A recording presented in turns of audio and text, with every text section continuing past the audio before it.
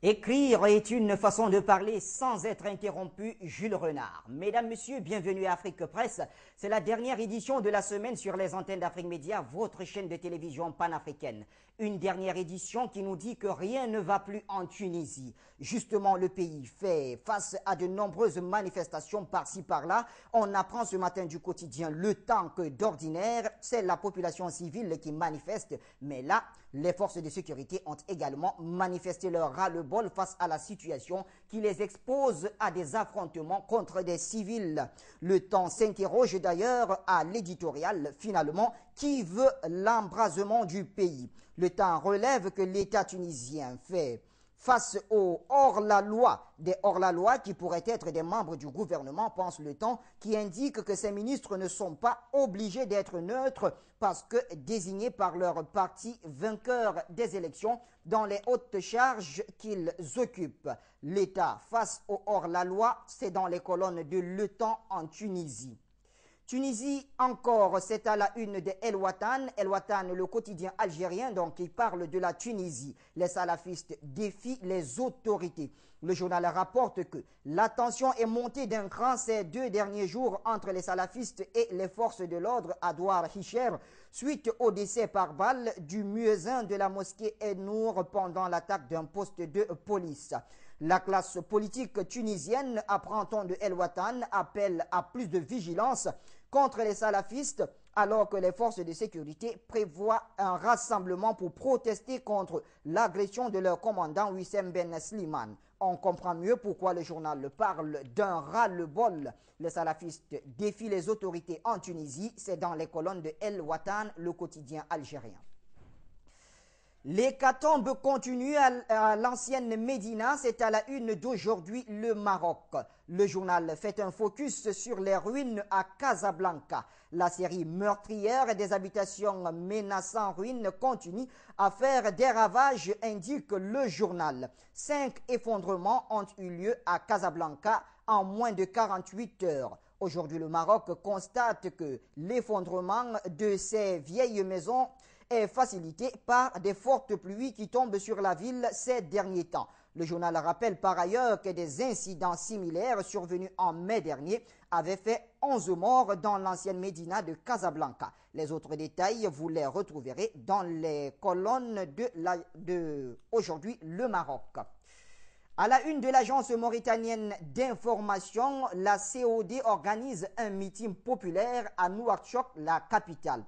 Le journal indique que les partis politiques constituant la coordination de l'opposition démocratique ont organisé jeudi soir à Nouakchott un meeting populaire. Selon l'agence mauritanienne d'information, la COD appelle toutes les forces politiques sans distinction à engager une concertation nationale responsable débouchant sur une charte à même de sortir le pays de façon consensuelle de ce qu'il a appelé la crise actuelle, faisant ainsi allusion à la situation politique de la Mauritanie en insistant sur la nécessité d'avoir des éclaircissements sur la situation sanitaire du président de la République, Mohamed Ould Abdelaziz. C'est en tout cas ce que rapporte l'agence mauritanienne d'information.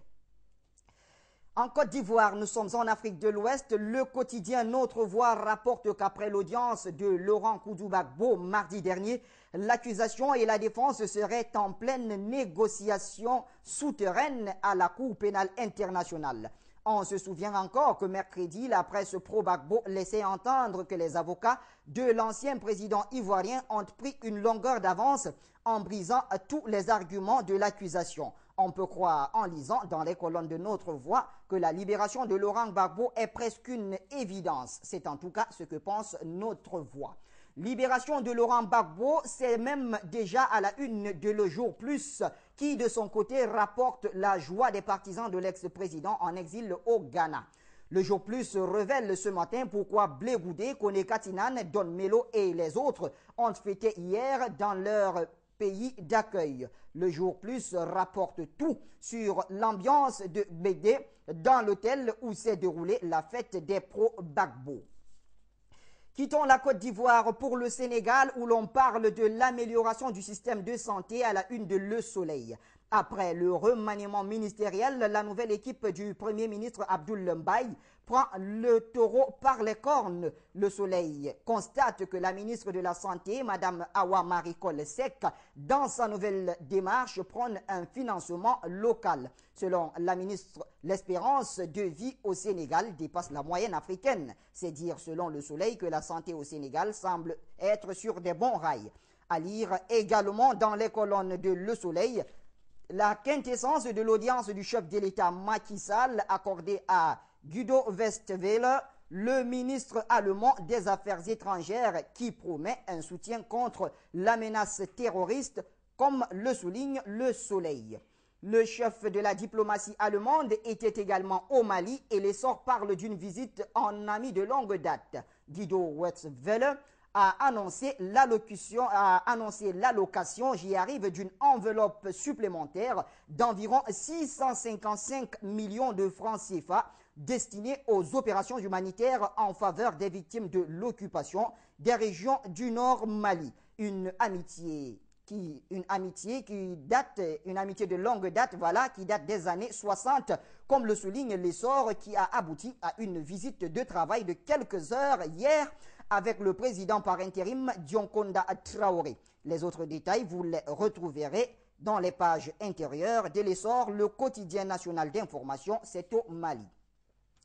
Et l'on parle encore du Mali. Intervention au Nord Mali à la une du quotidien burkinabé Le Pays. Le journal note que la guerre est devenue inévitable pour redonner au Sahel sa beauté et sa pureté. Le journal note que face à la vermine qui n'a rien à voir avec l'islam, il faut s'abstenir, le travail à moitié. Les états-majors et la communauté internationale sont prêts et parlent désormais le même langage, c'est-à-dire la guerre. Le pays s'inquiète tout de même de ne pas faire de cette inévitable guerre un éternel recommencement, comme le redoutent avec juste raison des éléments de la classe politique et de la société civile à Bamako. À lire également à la une de Le Pays, la nouvelle tournure de l'affaire Bourema Badini et Somkinda Traoré Ouedraogo. L'Union pour le changement, l'UPC, ira devant le Conseil d'État. C'est en tout cas ce qu'a confié son président au journal Le Pays, c'était hier.